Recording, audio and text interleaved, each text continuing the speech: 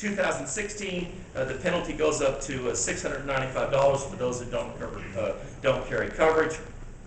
Businesses with more than 100 employees, they're going to go after the large group market in 2017, will be able to buy on the exchange. The code word for that is they'll be told to buy on the exchange.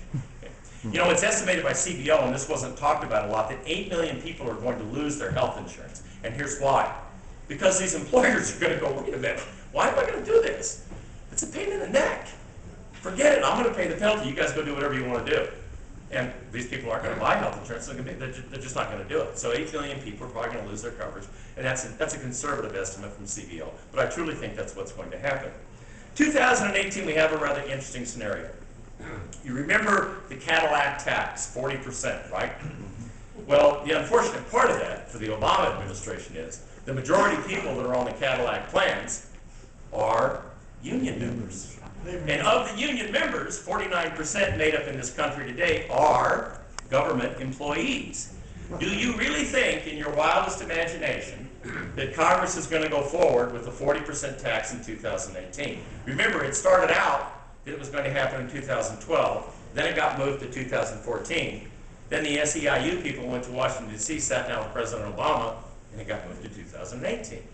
I will predict that it will be moved completely off the table, and you'll never see that 40% tax, which creates a $240 billion hole in their $1.2 trillion bill that is supposedly deficit neutral.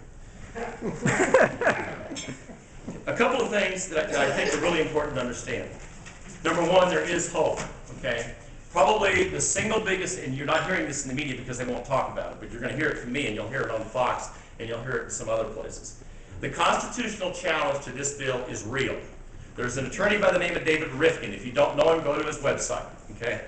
He represents the 14 attorney generals who have filed the lawsuit against the federal government. By the way, it's a bipartisan lawsuit as defined by Nancy Pelosi.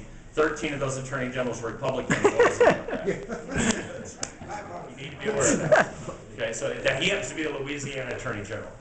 So 14 attorney generals have filed this lawsuit about unconstitutionality. David Rifkin is a constitutional expert, has argued many times in front of the Supreme Court. Rifkin says this: in Lopez versus the United States, 1995, the Supreme Court ruled, and Justice Stevens, currently 90-year-old justice on the Supreme Court, was the swing vote, wrote the opinion that said Congress has far overreached its authority to use the Commerce Act to mandate. They were trying to grow marijuana. It's a little different deal. Far overreached its authority to mandate to the states what they can and cannot do here. Okay. Now that case was not nearly as onerous as this mandate under the Commerce Act to buy health insurance. We have never in this country used the Commerce Act to require somebody to purchase something as a result of the simple fact that they are citizens of the United States. This is the first time that's ever been done. Mr. Rifkin says this is not going to stand, and I will tell you something. The Washington Post, which is not exactly a right-wing newspaper, had this to say in an op-ed: take this lawsuit very seriously, because there's a very good chance it will overturn this thing. And let me tell you this: if it knocks this mandate out, national health care is dead, completely dead.